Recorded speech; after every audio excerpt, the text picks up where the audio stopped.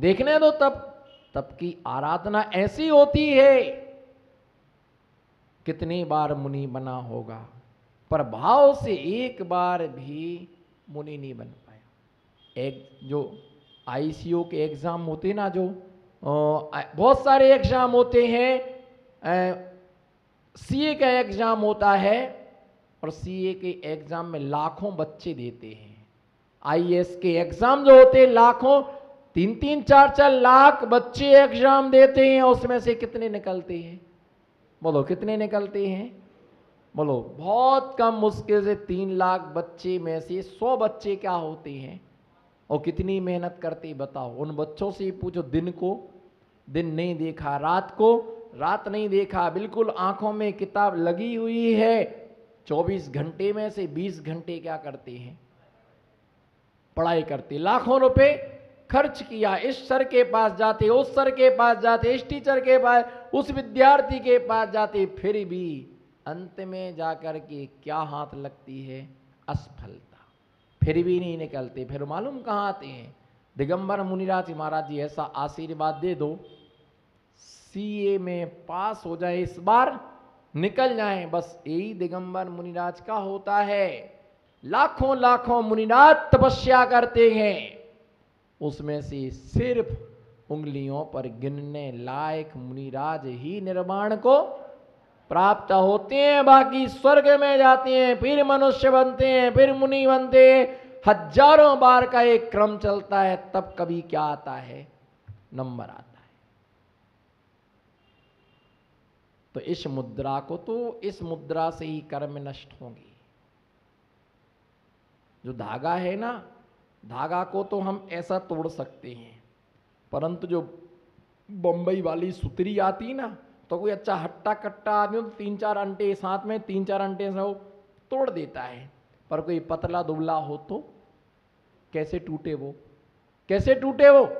ऐसे कैची नहीं है, कुछ नहीं है, तो क्या करते हैं, ये देखते हैं कि नुकीला कहां पर है, और वो सुतली को पकड़ करके उसको क्या करते हैं? रगड़ते हैं, और रगड़ने के बाद वो टूट जाती है। परंतु लाइलॉन की सुतली हो तो, पैरासूट का धागा हो तो, उसको फिर क्या करना पड़ता? कैंची से काटना। और मोटा हो तो बड़ी कैंची चाहिए पड़ती है। लकड़ी को काटने के लिए कुल्हाड़ी चाहिए है, और लोहे को काटने के लिए छेनी। और पर कैसे? उसे पहले अग्नि में तपाना पड़ेगा। वो अग्नि में तपने के बाद लोहा थोड़ा सा कोमल हो जाता है, वो शीघ्रता से कट जाता है। इसी प्रकार से छोटे मोटे पाप तो भगवान के दर्शन करने से नष्ट हो जाएंगे, और थोड़े मोड़े पाप हैं वो गंधोदक लगाने से, दर्शन करने से, मुनियों को आहार दान देने से, कुछ ऐसे मोटे मोटे जबरदस्त कर्म हैं जो कैसे कटेंगे? बोलो कैसे कटेंगे? श्वेतांबर से कि पीतांबर से कि दिगंबर से? कैसे कटेंगे वो? ना पीतांबर से ना श्वेतांबर से। जो मोटे मोटे कर्म हैं वो तो महामुनिराज बनने से ही वो नष्ट होंगे, इसके अलावा कोई उसका उपाय नहीं है। कोई जॉब लगना, अगर किसी जॉब करना है तो डिग्री तो तुम्हें पहले चाहिए, डिग्री दो। मोक्ष जाने के लिए दिगंबर महामुनिराज की डिग्री आवश्यक है। एक आदमी था, बिल्कुल नहीं पढ़ा लिखा था, देखो बिल्कुल नहीं पढ़ा लिखा था, स्कूल ही नहीं गया, और एक ऐसा बिल्ला लगा के गले में टांगे था, उस पर लिखा था M com, M com, M उस पर लिखा था। तो उससे कोई पूछा तुम कहां तक पढ़े? बोले एम कॉम। इतना पढ़े? और महाराज के कमरे में क्या लगाता था? झाड़ू। क्या लगाता था? पोछा। और क्या करता था? कमंडल धोने का, चुल्लक जी के कपड़े धोने के, सारा काम करता था। जैनी था, एम कॉम पढ़ा हुआ है, एम कॉम। उसे तुम इतने पढ़े और ये काम करते हो? हाँ पढ़े लिखे हैं तभी तो ये काम करते। बोले एम माने मुनि, एम माने मुनि, और के माने काम। जो मुनियों का काम करे उसका एम कॉम। किसका काम करे? जो मुनियों का काम करे वो एमकॉम पढ़ा हुआ है। सुनने वाला भी दंग रह गया, बोले भैया धन्य हो, आपका भी दिमाग कहाँ जाता है। तो कुछ कर्म ऐसे हैं, बाकी श्रावक धर्म से सब निपट जाएंगे, सब निपट जाएंगे। पीले कपड़े पहन के कितने भी उपास करो, पर तुम्हारे करिया कर्म जाने वाले, बोलो पीले कपड़े पहन के कितने भी उपास करो, पर वो करिया कर्म जाने वाले, वो करिया कर्म तो जब जाएंगे कि जब तुम दिगंबर बन करके तपस्या करोगे, तभी वो करिया कर्म क्या होंगे, जाएंगे। तो इसलिए ऐसे त्यागी तपस्वी मां खाने योग्य वस्तु को नहीं खाते हैं, ना खाने योग्य वस्तु को नहीं खाते, फिर खाने योग्य वस्तु को भी नहीं खाते, ना खाने योग्य वस्तु को भी नहीं खाते, उसका भी क्या कर देते हैं, त्याग कर देते हैं। तो ऐसे उन वस्तुओं जो सेवन करने योग्य नहीं है उनका भी त्याग करना, जो अवक्ष है उनका भी त्याग करना। परंतु कुछ पदार्थ ऐसे जो हमारे स्वास्थ्य के लिए हानिकारक हैं, वे सेवन करने योग्य होने पर भी अनुपसेव्य, उनका सेवन नहीं करना चाहिए। हमेशा उनका जितना भोजन करो उससे डबल क्या पीना चाहिए, उससे डबल। आधा भोजन दुगना पानी, आधा भोजन दुगना पियो पानी। भैया दुगना पानी पिया जाता है तब हाजमा सही होता है। पेट की अधिकतर साधुओं को पेट की खराबियां बहुत होती है। अधिकतर त्यागी व्रती पेट की समस्या से पीड़ित होता है, क्योंकि भोजन पर्याप्त मात्रा में करते पर पानी की पर्याप्त मात्रा ना मिलने से आहार हो गया, जल नहीं ले पाए, अंतराय हो गया, या तला हुआ पदार्थ लिया पानी नहीं ले पाए, तो क्या बीमारी का स्थान बन जाता है।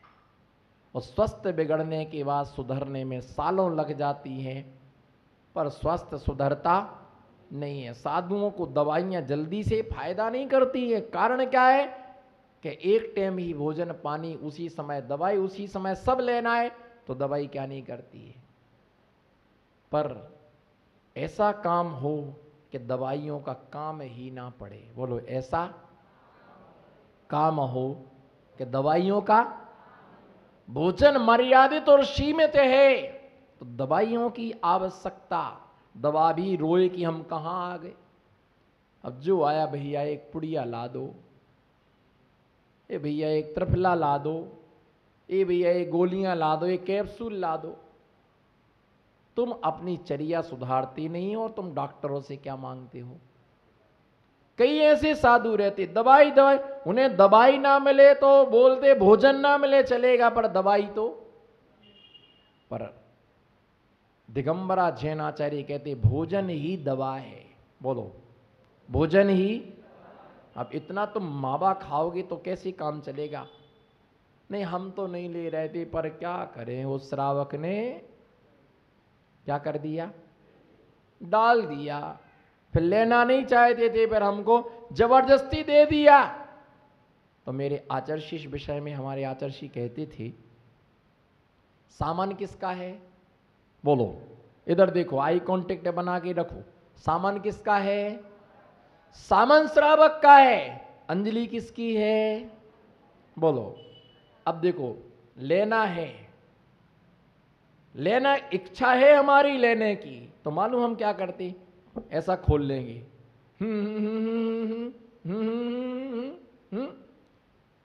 ओ क्या करता जा रहा, नकटा, ढोंगी, लंपटी, लालची, खाने की इच्छा है। महाराज हमको ले रहते रसगुल्ला, पर क्या करें, वो सबने एक एक एक एक एक डाला। अब मान लो चौके हैं 50 लोग हैं, अब वो क्या महाराज जी हमने नहीं दिया, आधा हमसे, आधा हमसे, आधा हमसे। 50 लोगों ने आधा आधा रसगुल्ला ले लिया, तो हमारा कितना रसगुल्ला हो गया है, 25 हो गए ना। तो कमंडल लेके कितनी बार जाना पड़ेगा। अब किसी से कहा कि भैया तो पेट बहुत खराब हो रहा, तो महाराज जी आपने इतने रसगुल्ला खाए क्यों। मैंने कहा आप ही ने तो दिए थे। बोले हम तो 100 देंगे, तो क्या चढ़ा जाओगे क्या। भैया ये ध्यान देने वाला कितनी जबरदस्ती करे, पर हमें अपना मेंटेन रखना ना।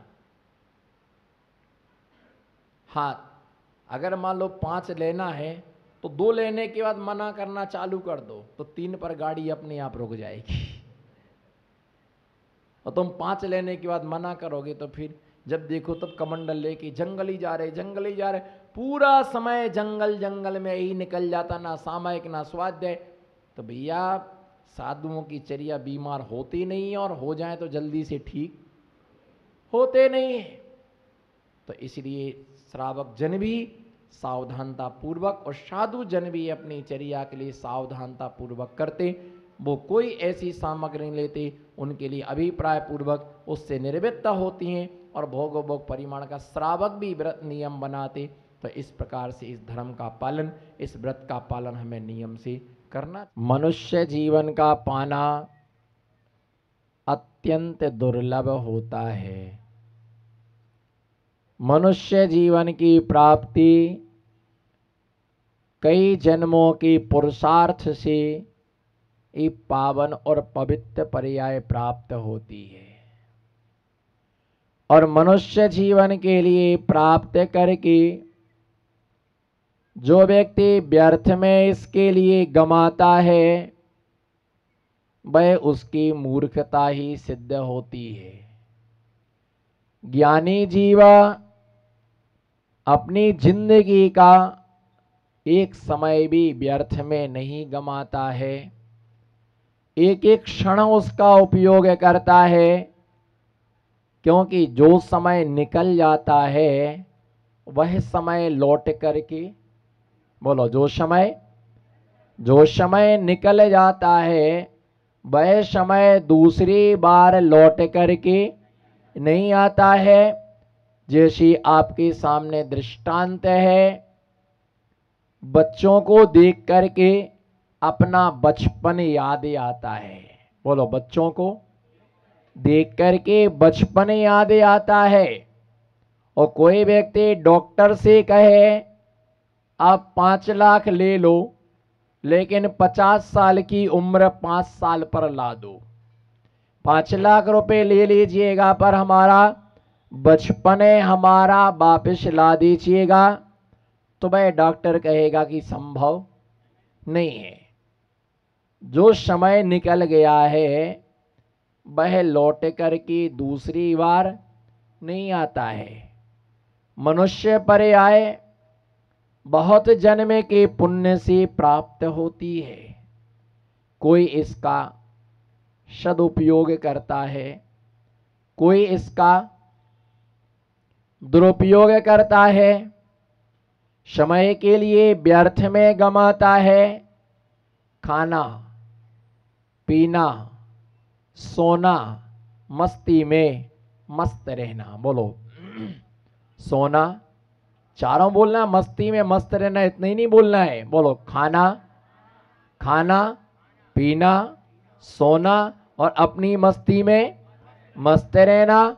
ऐसा करने से समय तो कट जाएगा। बोलो, ऐसा करने से, जोर से बोलो, ऐसा करने से समय तो कट जाएगा, लेकिन कर्म नहीं कटेगा। कर्म समय से नहीं कटता है, कर्म समय सार को पढ़ने से नहीं कटता है। बोलो, कर्म समय से नहीं कटता है। बोलो, हाथ उठाओ। कर्म समय से नहीं कटता है, और कर्म समय सार से भी नहीं कटता है कि हम तो समय सार पढ़ लेंगे तो हमारा कर्म क्या हो जाएगा, कट जाएगा। कर्म समय से नहीं कटता है, और कर्म समय सार को पढ़ने से भी नहीं कटता है। कर्म समय सारमय होने से कटता है। जो समय सारमय हो जाता है, समय सारमय वह होता है जो समय का सार समझ लेता है। जो क्या? समय का सार समझ लेता है। किसी व्यक्ति से कहा गया, आप जिस मार्ग से आए उस मार्ग में हीरे पड़े थे। क्या पड़े थे? जिस मार्ग से आप आए उस मार्ग में हीरे पड़े थे, बहुमूल्य हीरे थे, आपने उठाए नहीं। जिस मार्ग से, जिस रास्ते से आप आए उस मार्ग में, उस रास्ते में बहुत सारे हीरे पड़े थे, आपने उठाए नहीं। आपने उठाए नहीं, क्यों? क्यों नहीं उठाए? क्यों नहीं उठाए? बोलो हाँ ना, कुछ तो बोलो। जमीन में थोड़ी आप थोड़ी पड़े हैं। कौन बोला वापस जाऊं मैं? अब वापस जाओगे तो गोबर भी नहीं मिलेगा वहां, वापस जाओगे तो वहां पर कचड़ा भी नहीं मिलेगा। वो हीरे सोना पड़ा हुआ था, उठाया क्यों नहीं? उसका प्रबलतम हेतु था हम पहचानते ही नहीं है कि ये, बोलो हम पहचानते नहीं है कि हीरा है। अगर पहचान लिया होता तो उस हीरे को हम छोड़ते नहीं, उसे उठा करके लाते। किसी व्यक्ति ने मेरे से पूछा, आप नीचे देख करके क्यों चलते हैं? चार हाथ जमीन को देख करके क्यों चलते हैं? मैंने कहा एरिया समिति का पालन करने के लिए। उसने कहा एरिया समिति का पालन क्यों करते हो? मैंने कहा जीवों की रक्षा के लिए। मालूम, नीचे दिखने से 3 फायदे होते हैं। कितने? बोलो ना, नमो सिद्धाड़म। नीचे देखने से कितने फायदे होते हैं? नीचे देखने से बोलो कितने फायदे होते हैं?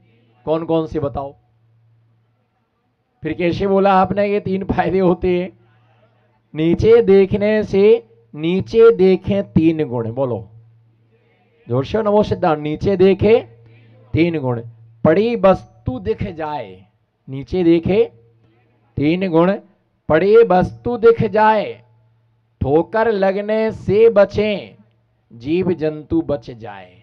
बोलो नीचे देखें, बोलो गांधी जी। नीचे देखे 3 गुण। पड़ी वस्तु दिख जाए, ठोकर लगने से बचे, जीव जंतु बच जाए। क्या फायदे हैं? पहले तो नीचे दिखने चलने से पड़ी वस्तु, अगर कोई सोना चांदी अंगूठी चैन अगर पड़ी है तो वो क्या हो जाएगी? दिख जाएगी, नहीं दिखेगी। नीचे देखने पड़ी वस्तु दिख जाएगी,